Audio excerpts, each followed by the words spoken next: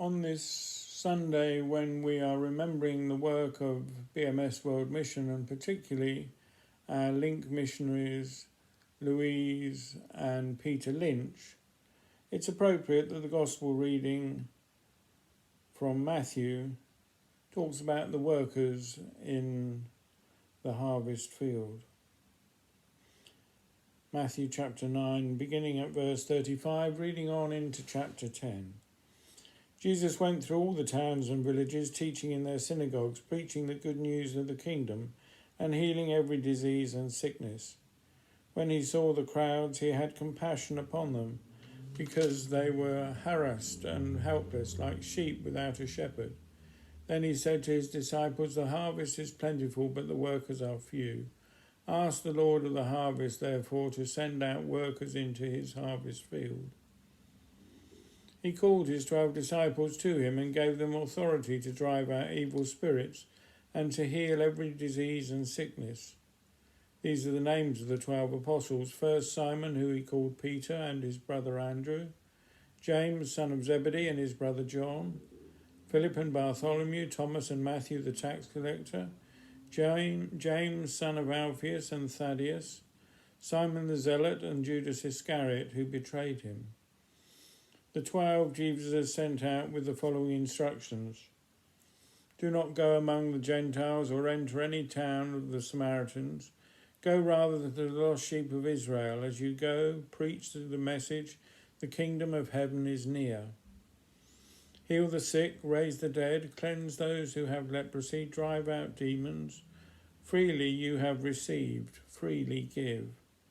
Do not take along any gold or silver or copper in your belts. Take no bag for the journey, or an extra tunic or sandals or a staff, for the worker is worth his keep. For those who are taking part in the Zoom service today, there is a video that they're going to watch from Louise and Peter.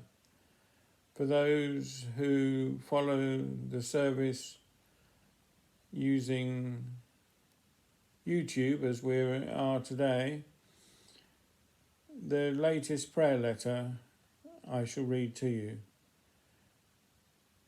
Louise and Peter have labelled it a dose of vitamin D. They write, "Hello everyone. In the absence of other places to walk, we venture up into our roof most days for our dose of vitamin D, a sight of the great outdoors, and to keep the steps app on Lou's phone happy. Seeing as we have all been getting used to living in confined spaces and appreciating some different perspectives on life, we thought we'd share with you some of our recent views. Usually when we look out of our window, it's buzzing with noise and colour, but in the last few weeks, the YMCA school playground has been used as a distribution centre for families in need. There's no background buzz, just someone shouting and organising the lines of people requesting relief. At one level, it's a reassuring sight.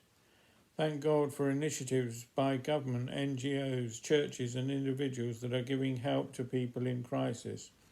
But it's also disturbing to think about the human misery behind each bag of rice. The step down to food poverty is a small one for far too many people. Whenever we go outside to shop, we pray as we go. Last week, a rickshaw puller was so desperate for our fare and so keen to help us that he followed us everywhere we went. We have our own concerns about safety, but the bigger reality is that many people that are in need, the number of people asking for money has significantly increased. We try to give away what we can in line with what we spend, but if you give to one, you need to take care not to create a crowd. When we shop, we attempt to social distance. We dip our feet, spray our hands, have our temperature taken and buy Snickers and Diet Pepsi as our personal treat. I imagine you get the picture. In many ways, we're comfortable, cocooned in our flat, and we have everything we need. For us, lockdown is quite straightforward, but in other ways, the situation is grave and the challenge is very real. We would like to introduce you to the pastoral superintendent for the far north of Bangladesh, who went out on his bike distributing aid amongst the churches in his district. Here are our questions and his answers. How did you choose who to help? We chose to help people who did not have any other help, no NGO help, no government help, people who had no work, who were really hand to mouth and not getting anything. When we arrived in the village, we went to the church, and the people came to the church, and we told them something about coronavirus, about hand washing and social distances. We sang a song and we prayed together. We also told people where the money had come from BMS and from some other people. How did the people respond? They're very happy because they have no money, they had no food, and now they can buy food and essentials. One woman told us, "This is God's mercy on us." Lots gave thanksgiving and want to send back thanks to the UK for sending help and for praying for them.